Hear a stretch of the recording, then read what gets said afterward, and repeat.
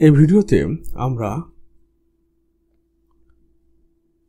পড়ব পরিফেরা সম্পর্কে ডিটেলসে আলোচনা করব আপ টু সাব ক্লাস পর্যন্ত।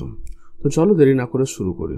প্রথম হচ্ছে পরিফেরা। পরিফেরা শব্দটি এসে পোরাস। পোরাস মিনস হচ্ছে ছিদ্র, অর্থাৎ পরিফেরা শব্দটি এসে পোরাস। পোরাস মানে হচ্ছে কি পোর অর্থাৎ ছিদ্র,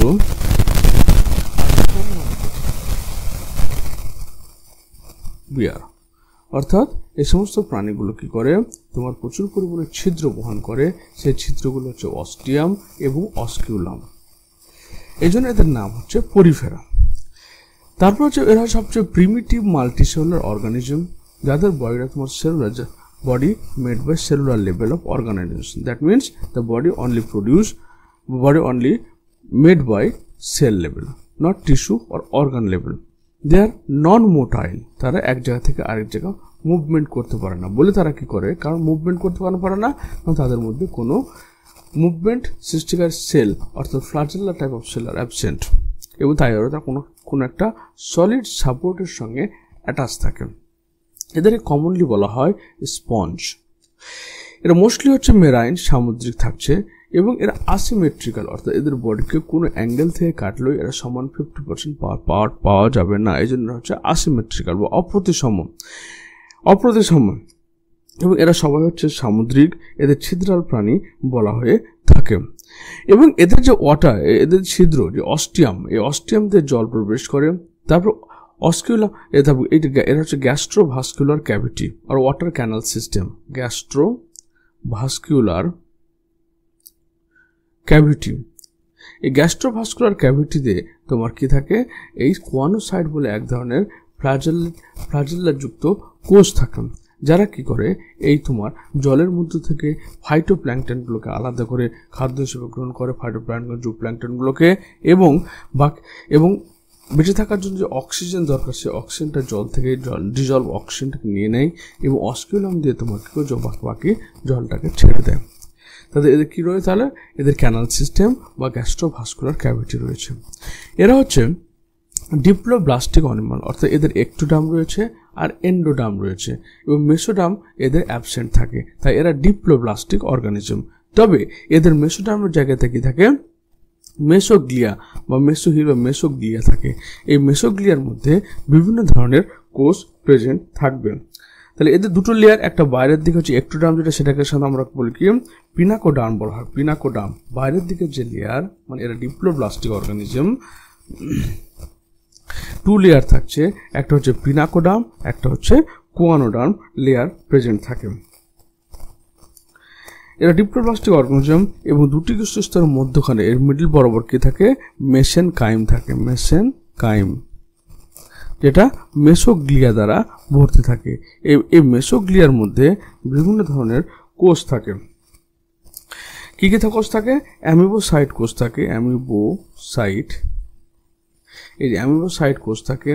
তারপর তোমার কি থাকে, কোয়ানোসাইট কোষ থাকে। এই কোয়ানোসাইট কোষ, ভিতরের দিকে স্ক্লেরোসাইট কোষ বা এগুলো হচ্ছে স্পঞ্জিন ফাইবার। এর হচ্ছে অ্যামিবোসাইট কোষ থাকছে, পিনাকোসাইট কোষ থাকছে, ওকে, এবং লোফোসাইট বা কোলোনোসাইট ধরনের কোষগুলো অবস্থান থাকে। এখানে পোরোসাইট এক ধরনের কোষ থাকে, যেটা হচ্ছে অস্টিয়ামের পোর ফর্মেশন করে। তাহলে এদের বাইরের দিকে থাকলো পিনাকোডাম আর ভিতরের দিকে থাকলো তোমার কোয়ানোডার্ম। বাইরের দিকে পিনাকোডার্ম আর ভিতরের দিকে কোয়ানোডার্ম, এবং এই কোয়ানোডার্ম কোষের মধ্যে কোয়ানোসাইট কোষ থাকছে। এছাড়া এখানে মেসোগ্লিয়া রয়েছে, মেসেনকাইম রয়েছে। মেসেনকাইমের মধ্যে not true mesoderm but mesenchyme, যার মেসোগ্লিয়া দ্বারা পূর্ণ থাকে। সেখানে বিভিন্ন ধরনের কোষ থাকে, অ্যামিবোসাইট কোষ থাকে, যেগুলো ডেলিভার করে nutrient to cell and differentiation into other cell type. Sclerocyte কোষ থাকে, যেটা সিলিকা বা স্পিকিউলস বা স্পঞ্জিন ফাইবার তৈরি করে। পোরোসাইট কোষ থেকে অস্টিয়ামের ছিদ্র তৈরি করে। উসাইট কোষ থেকে এগসেল ফর্মেশন করে, এবং পিনাকোসাইট কোষকে বাইরের কভারিং তৈরি করে। লোফোসাইট বা কোলোনোসাইট কোষ থাকে, যেগুলো কোলাজেন দিয়ে সিক্রেট কোলাজেন তৈরি করে এরা। তারপর এদের স্পিকিউলস বা স্পঞ্জিন ফাইবার দিয়ে ফর্মেশন হয়। এদের তোমার সেক্স নট সেপারেট, অর্থাৎ এদের মধ্যে মেল এবং ফিমেল দুটোই প্রেজেন্ট রয়েছে। এদের হার্মাফ্রোডাইট বলা হয় তাকে, এগস বলা হয়, এগস থাকে। এছাড়া এরা গিমিউল ফর্মেশন করে এবং ফ্র্যাগমেন্টেশনের মাধ্যমে তোমার জনন সম্পন্ন করে। এদের ফার্টিলাইজেশন হচ্ছে ইন্টারনাল, বডির মধ্যে যে ফার্টিলাইজেশন প্রক্রিয়া ঘটে থাকে ইন্টারনাল, এবং এটা ইনডাইরেক্ট, কারণ এটা যখন ফর্মেশন হয় তখন এদের মধ্যে কি ডাইরেক্ট, যেমন মানুষের ক্ষেত্রে কি মানুষের বেবি ফর্মেশন আর বেবিটার কোনো পরিবর্তন ছাড়াই ও বড় হবে, কিন্তু এখানে কি মধ্যখানে লার্ভা স্টেজ আসছে এবং লার্ভার মধ্যে রয়েছে প্যারেন্ট কাইমুলা, অ্যাম্ফিব্লাস্টুলা এবং parenchymula, amphiblastula larva, blastula and parenchymula, এই দুই ধরনের লার্ভা এদের মধ্যে পাওয়া যায়, কাইমুলা। এবং এদের অজনজন হচ্ছে গিমিউল ফর্মেশন হয়। তাহলে এদের লার্ভা স্টেজ ব্লাস্টুলা বা প্যারেন্ট কাইমুলা লার্ভা দেখতে পাওয়া গেল। এদের আবার রিজেনারেশন ক্যাপাসিটিও রয়েছে। এদের মধ্যে কি রয়েছে?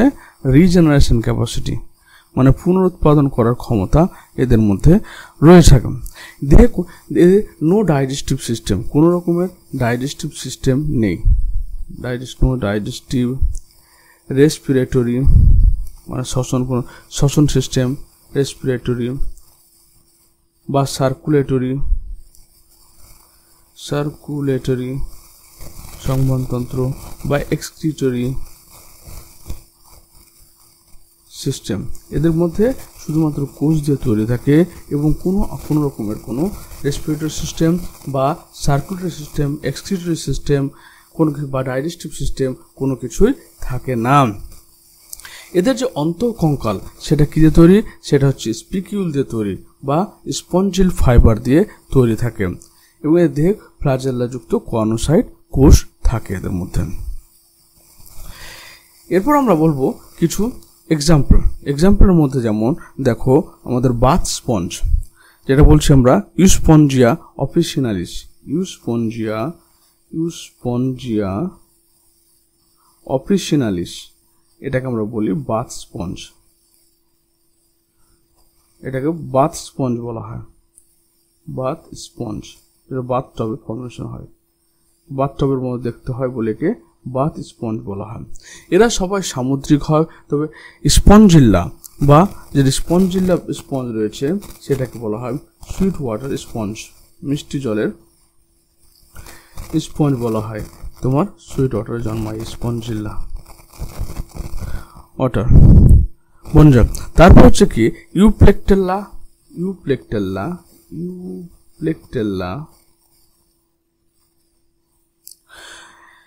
অ্যাসপারজিলাম, এটাকে আমরা বলি কি, এর আরেকটা নাম হচ্ছে ভেনাস ফ্লাওয়ার বাস্কেট,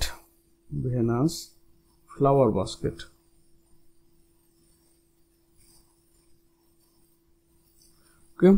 আবার তোমার ক্যালিনা বলে একটা স্পঞ্জ রয়েছে, ক্যালিনা,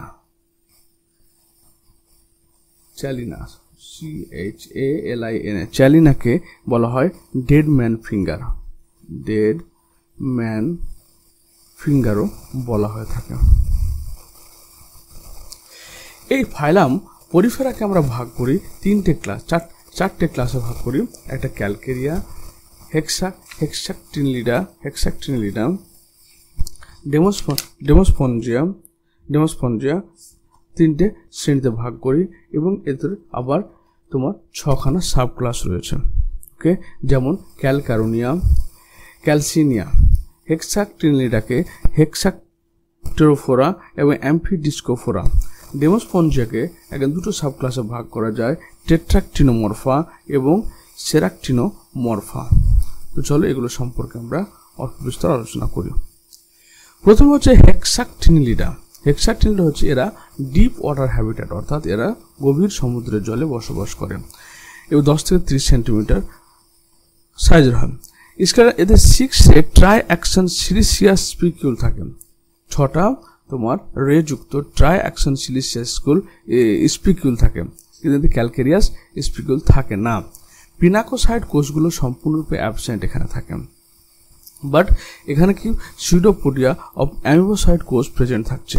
কোয়ানোসাইট কোষগুলো restricted to finger like simple folded chamber, spongocoel open থাকছে অ্যান্ড ওয়াইড অস্কুলাম, এবং অস্কুলামটা অনেকটা বড় হবে। এক্সাম্পল ইউপেকটেল্লা, যাকে আমরা বললাম কি Venus flower of basket, Venus flower basket বলা হয়, বাস্কেট। তারপর ফেরোনিমা যেটাকে বাউল স্পঞ্জ বলা হয়, ফেরোনিমাকে বলা হয় বাউল স্পঞ্জ।